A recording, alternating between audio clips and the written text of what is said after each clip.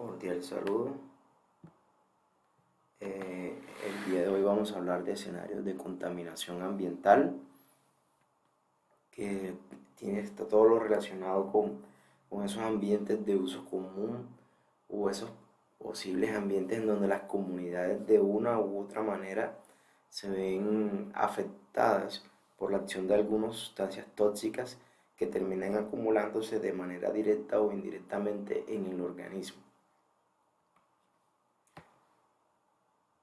Muy bien, entonces antes de empezar hablando sobre cómo esos contaminantes en el ambiente se desarrollan, quisiera que miráramos algo que es muy importante que ustedes tengan en cuenta o que conozcan más bien, que es la curva dosis-respuesta.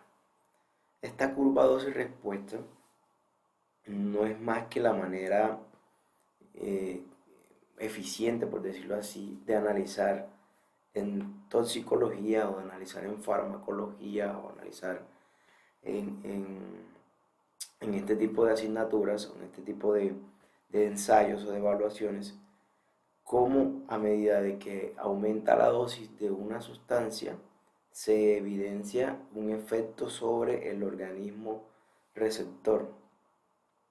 A esto se le denomina dosis-respuesta. En muchas ocasiones esta curva puede ser sigmoide. ¿Qué significa esto? Que a medida que va aumentando la concentración del agente tóxico en este caso, la respuesta en el organismo es mucho mayor. Y llega un punto en donde esa respuesta, a pesar de que aumente la dosis, va a seguir siendo la misma. Por eso se denomina que es sigmoide, porque llega a esa fase como de meseta, en donde a pesar de que se está aumentando la dosis, pues ya la respuesta no va a aumentar o va a ser mayor. Esta curva nos sirve para realizar procesos o identificar procesos farmacológicos, para identificar cuál es la dosis mínima efectiva, cuál es la dosis eh, de mayor, o sea, en donde el 50% de la población se ve afectada. Esto también nos sirve para determinar la eficacia máxima de un agente tóxico o la de un agente, en este caso farmacológico, para determinar la potencia. Entonces, todo este tipo de herramientas más bien o de datos los podemos sacar a partir de la curva dosis-respuesta.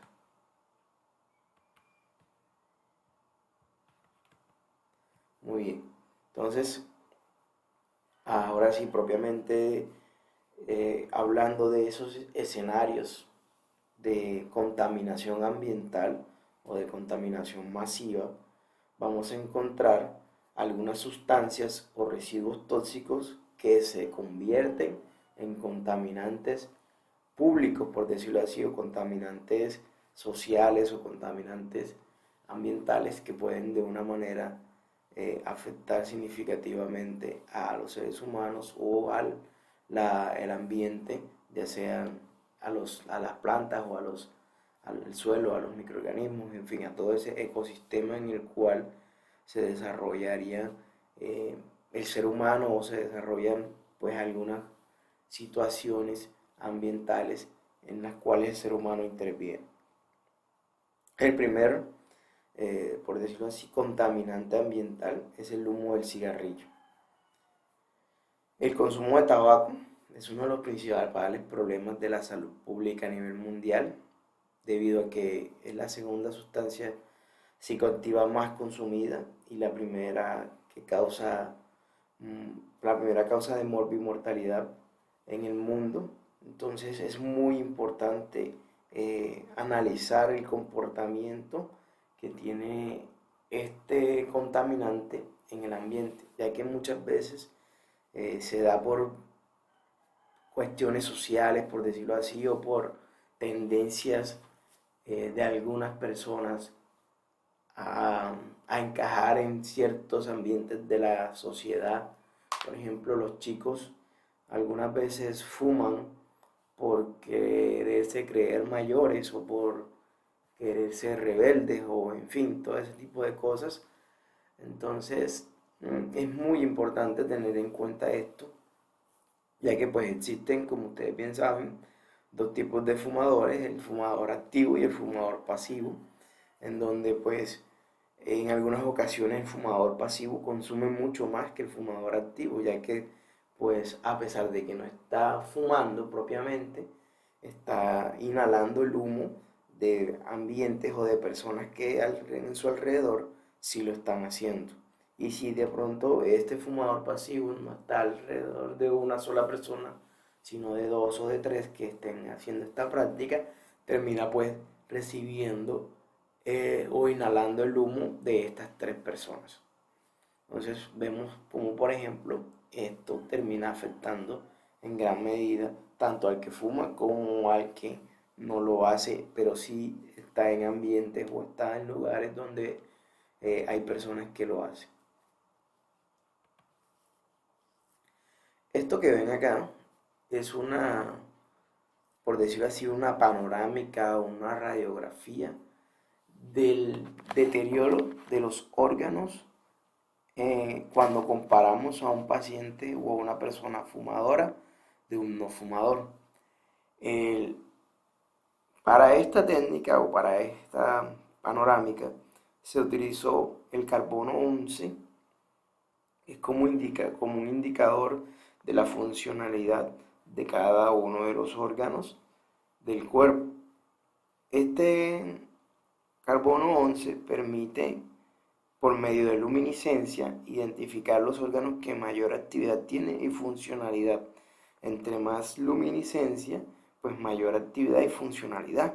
Entonces, al ver la comparativa, encontramos de que ya unos órganos del fumador no van a tener la misma actividad o la misma funcionalidad que la de el paciente que no consume cigarrillo. Por ejemplo, el cerebro, miren la diferencia, los pulmones, el corazón, el hígado, los riñones, si se percatan, es la diferencia es significativa en algunos órganos más que otros, pero vemos una afectación seria del paciente fumador en cuanto al deterioro significativo de muchos de sus órganos, que pues terminan llevándolo a la muerte o a padecer de algunas enfermedades crónicas.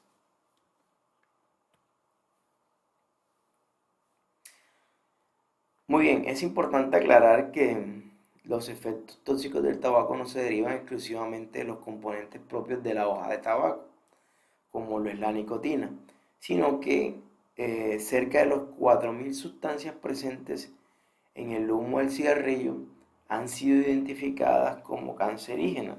De hecho, para el año 2000 llevaban identificadas plenamente 69 que tenían características carcinogénicas, lo que significa pues que ya en la actualidad, 21 años después, el número de sustancias va a ser mucho mayor, vamos a tener una mayor certeza del peligro al cual nos estamos enfrentando con el consumo de este tipo de sustancias o la inhalación de humos derivados de estas sustancias.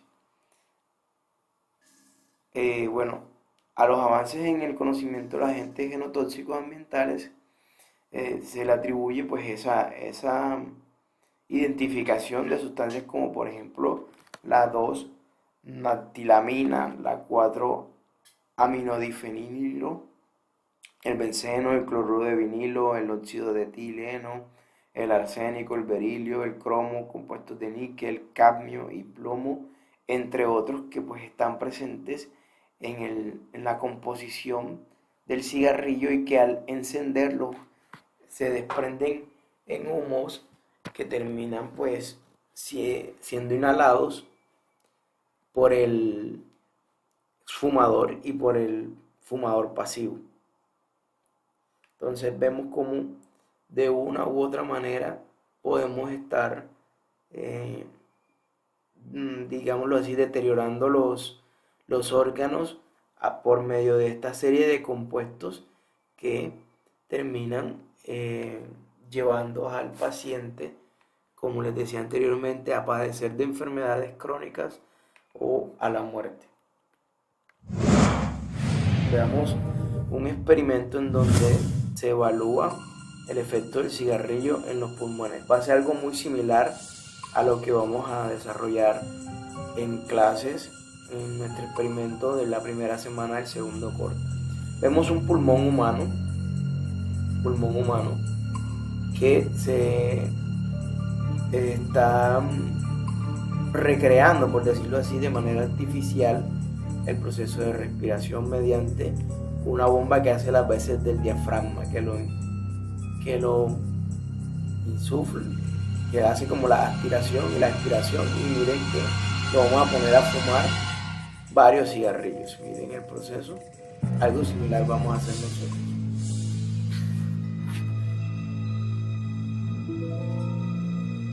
Pasaron varios días, pues consumió muchos cigarrillos. Miren la comparativa entre un pulmón sin consumir cigarrillo y un pulmón que... Estamos viendo aquí, por ejemplo, la tráquea. La tráquea, miren las condiciones normales, completamente limpia. Ahora veamos la del pulmón que se expuso al cigarrillo. La diferencia.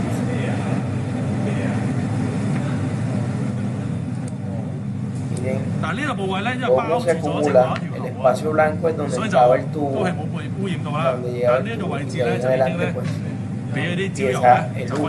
Miren la diferencia, como un hollín, como una pigmentación particular en el tejido.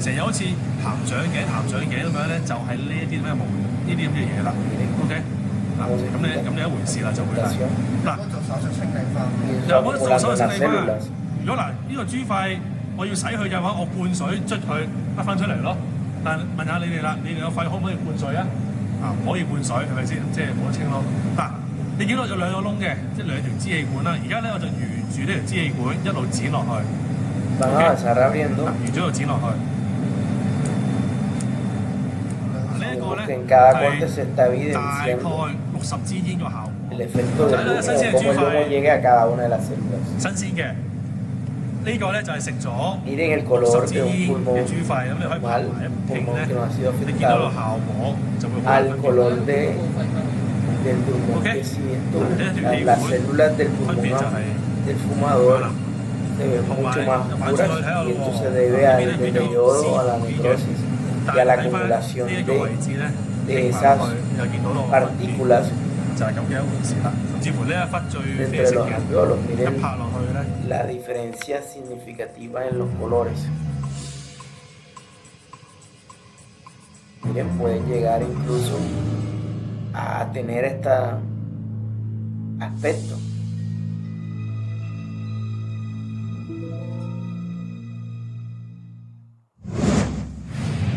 Bueno, muy bien. Ese es un experimento que más o menos nosotros vamos a recrear en nuestra práctica de laboratorio con relación a ese agente nocivo que ya creo que se ha descrito en muchas ocasiones.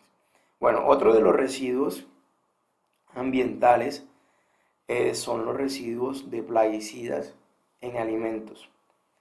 Los plaguicidas son sustancias utilizadas para controlar organismos no deseados en la agricultura, ya que esto permite la protección de los cultivos, evita la infección de estos y que se les presenten enfermedades o que se deteriore la cosecha y pues termine generando un efecto económico para el productor devastador. Entonces, a partir de eso, todos pues empiezan a utilizar plaguicidas, ya que eso pueden ser insecticidas, fungicidas, entre otros. No obstante, los residuos de estos plaguicidas en los alimentos en muchas ocasiones no se van de manera rápida, sino que quedan de cierto modo impregnados en las hojas, quedan impregnados en los frutos o en algunos casos se van al suelo y terminan generando un proceso de contaminación en la cual nosotros como receptores finales de algunas veces de estos alimentos podemos terminar acumulando cierta cantidad de sustancias o de estos plaguicidas en el organismo, ya que en muchas ocasiones cuando consumimos la fruta, cuando consumimos el vegetal, no tenemos la precaución de lavarlos de la mejor manera o de la manera adecuada para eliminar esos componentes que de pronto vienen adheridos a la concha o que están inmersos dentro de la biomasa o el material de de la misma fruta o del mismo vegetal, de la misma planta. Según la FAO, la presencia de plaguicidas en los alimentos se da principalmente por, primero, el uso excesivo de plaguicidas en el sector agropecuario. Sabemos muy bien que algunos agricultores no utilizan de manera racional estos productos y es por eso que terminan acumulándose, como les decía, en la biomasa de la planta, en los frutos, en las hojas, en el suelo y termina en última instancia todo esto llegando al consumidor final cuando hacen la cosecha. Segundo, la recolección de productos agrícolas sin esperar el intervalo de seguridad, que es un periodo en el cual eh, se espera en la aplicación del agroquímico y en la cosecha.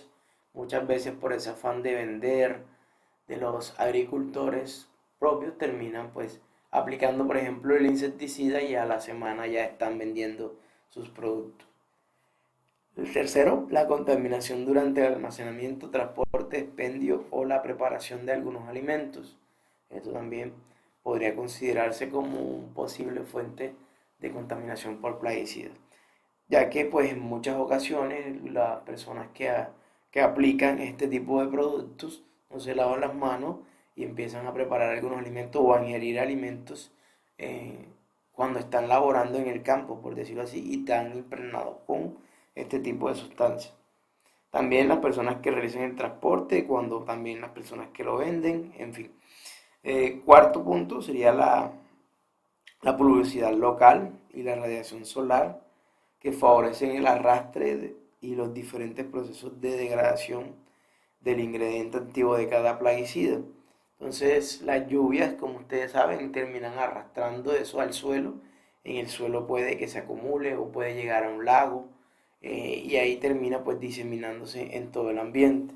En muchas ocasiones eh, estos compuestos activos que están en los plaguicidas sufren transformaciones por parte de los microorganismos, por parte de condiciones ambientales y estas transformaciones algunas veces son para una sustancia menos nociva o por el contrario para una sustancia mucho más letal. Entonces en el segundo caso hipotético eh, generaría esa transformación un efecto mucho mayor que el mismo plaguicida o el compuesto activo del plaguicida original. Muy bien, entonces otro de los residuos, por decirlo así, ya vamos a hablar de los residuos que terminan generando una contaminación significativa en el ambiente, son aquellos residuos derivados de los aparatos eléctricos y electrónicos. Sabemos muy bien que las tecnologías avanzan de una manera muy rápida y lo que el celular que el día de hoy es la último en guarachas, lo último en tecnología, en cuestión de 5 o 6 años ya pues es un celular obsoleto o algo que no nos va a dar la misma funcionalidad. Entonces, a raíz de eso, y también pues que algunos aparatos tienen su vida útil y terminan deteriorándose. El mercado del consumismo, que digámoslo así, ya no hacen las cosas tan duraderas. Esto ha hecho que en muchas ocasiones estos elementos que ya han pasado a la historia tecnológica, por decirlo así, terminen acumulándose en lugares que, pues, en última medida se convierten en focos de contaminación, ya que estos elementos, la mayor parte de ellos, tienen microchip, tienen electrodos, tienen diferentes, por decirlo así, herramientas que están hechos a base de sustancias químicas, y estos, cuando no tienen un destino final, pues terminan generando también un proceso de contaminación. Eh, los aparatos electrónicos que contienen una gran cantidad de sustancias, especialmente aquellas que se hacen mención en los temas anteriores, que se acuerdan que vimos que la acción del plomo, la acción del cadmio, del mercurio, de plásticos adhesivos, toda esta serie de sustancias pues terminan generando un proceso significativo o una afección significativa, ya sea en las plantas, ya sea en algunos animales o inclusive en altas concentraciones en nosotros los seres humanos, ya que pues esas partículas se van desprendiendo y pues terminan en el aire y pues son inhaladas. Muy bien. Eh, Muchos de estos, como les decía, están compuestos de elementos como el hierro, el cobre, el zinc, el aluminio, el paladio, la plata, el platino. Entonces, es muy importante realizar algunas veces la inactivación adecuada de estos elementos para que no se conviertan en nocivos para los seres humanos. Otro de los residuos que también generamos mucho son las pilas.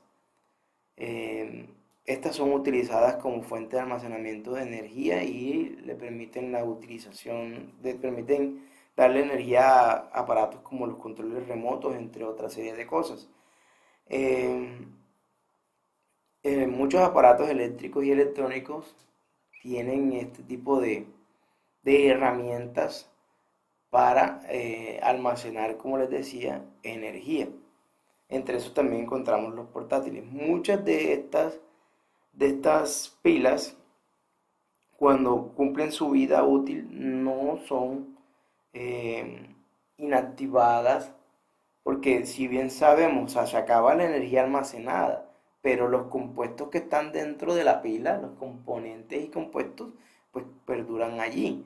Lo que significa que cuando estas pilas llegan a dar al suelo, se deteriora la cubierta exterior de la pila y empiezan a liberarse los compuestos que están presentes en ese contenido de la pila, y terminan generando pues contaminación ambiental, que pues puede llegar al agua, al aire, al suelo, y pues ya ustedes saben que esto termina en última instancia ocasionando daños sobre los animales y nosotros los seres humanos.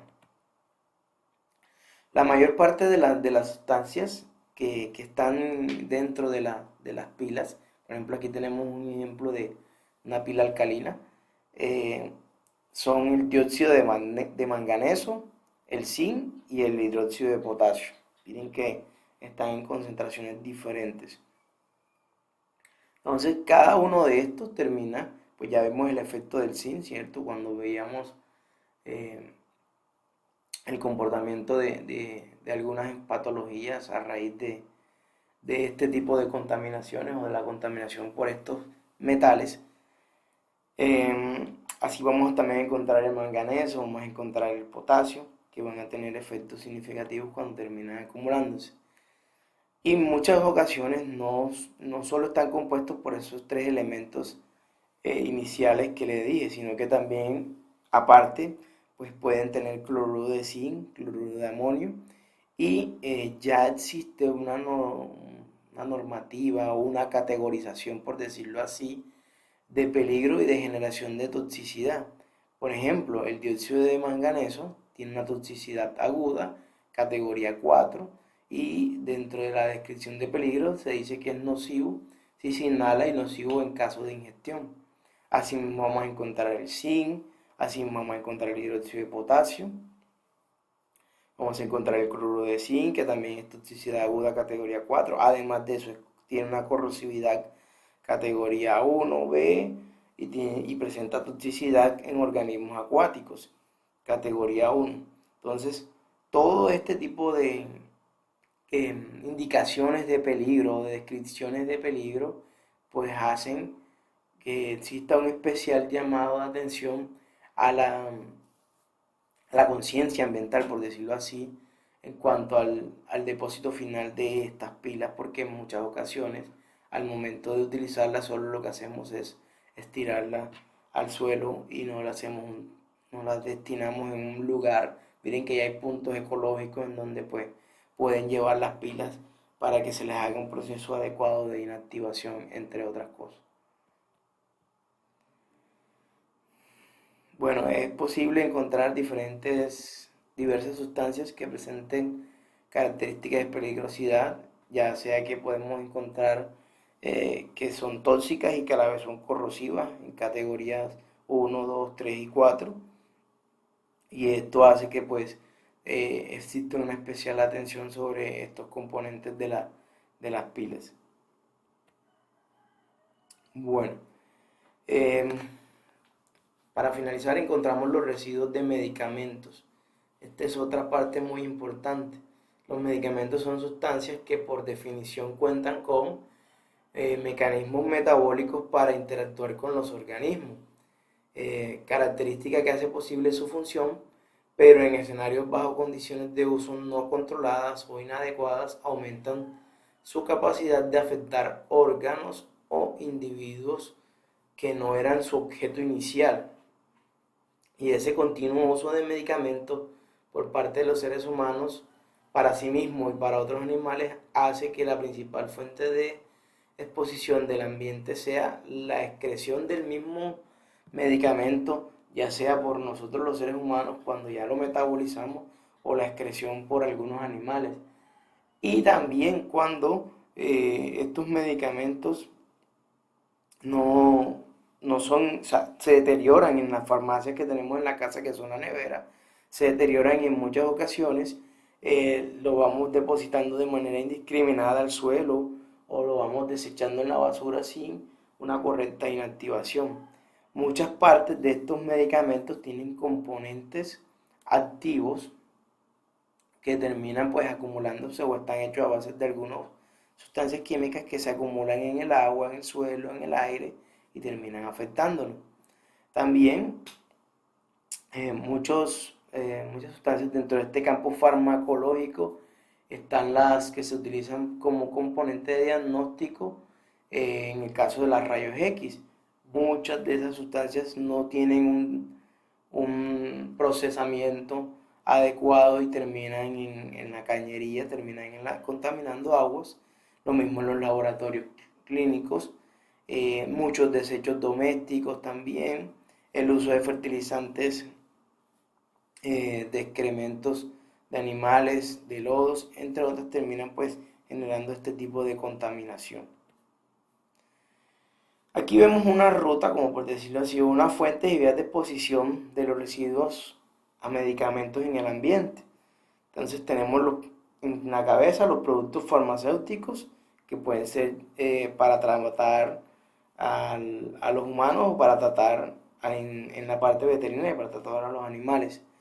Muchas veces cuando no hacemos como les decía, esa inactivación adecuada o no le damos un destino adecuado a estos medicamentos, terminan en aguas residuales, terminan en vertimientos sin tratamiento alguno o en algunos casos, en el caso de la medicina, terminan en los efluentes o en las cañerías de los hospitales, que es el caso de los rayos X, de los laboratorios clínicos, de esos reactivos que utilizan y que pues no los inactivan, sino que los botan por el grifo y en el grifo terminan pues en el caño y el caño va a dar al río en muchas ocasiones. Entonces, esto en última instancia, cuando no tiene un destino adecuado, por ejemplo en el caso de las aguas residuales de los afluentes de los hospitales, pueden ir a dar a aguas superficiales o a un relleno sanitario. y esto en el agua superficial puede terminar contaminando el agua subterránea, que en muchas ocasiones es la fuente de agua potable en lugares en donde no hay ríos, en lugares donde el agua no es tan fácil de conseguirlo, por decirlo así. Entonces miren cómo este panorama que inició desde el medicamento que ustedes creían que no era nocivo tirarlo al agua o tirarlo al suelo cerca del lago, cómo termina en última instancia devolviéndose a nosotros mediante el consumo de agua potable, pues que va a estar contaminada con los principios activos de estos medicamentos. Se han hecho diferentes estudios, ya hay investigaciones que avalan esto que estamos hablando acá, en donde vemos que diferentes sustancias o el efecto crónico ocasionado por diferentes sustancias como los analgésicos, los antiinflamatorios, como es el caso del ácido acetil salicílico, que ustedes lo conocen, que es la aspirina, se ha descrito que a dosis de 1,8 miligramos por litro genera alteraciones en la reproducción de la Dapnia magna, que no es más que la pulga de agua, o sea, y si hay afectación en la reproducción de este animalito, pues se va a empezar a alterar la cadena alimenticia o la red trófica en los cuerpos de agua y conllevando a pues problemas mucho más grandes. Lo mismo lo encontramos con el diclofenaco, con el ibuprofeno, que son medicamentos que se mandan, como por decirlo así, muy común en, la, en los tratamientos médicos. Entonces, estos a ciertas dosis terminan afectando pues parte de el ecosistema y que en última instancia esto se ve reflejado sobre nosotros los seres humanos también. Por ejemplo, este diclofenaco afecta a la trucha arcoíris, ya que pues afecta su riñón, su hígado y las branquias. Entonces vemos como por ejemplo se ha descrito ese efecto negativo de algunos de estos medicamentos. Lo mismo lo vemos con estos que están dirigidos a reducir los lípidos en la sangre. La atorvastatina creo que es muy popular dentro de los tratamientos que mandan en nuestra región.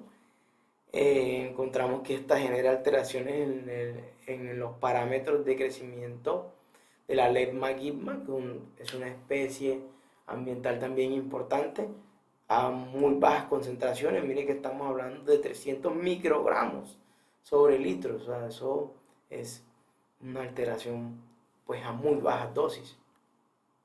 Lo mismo vemos antibióticos como la eritromicina, levofloxacina, claritromicina, sulfadiazina, sulfametazina y la oxitetraciclina, que pues yo creo que son muy populares y vemos aquí ese efecto. Bueno, listo chicos, eso era lo que quería compartir con ustedes de esta clase. Muchas gracias por su atención y quedo atento.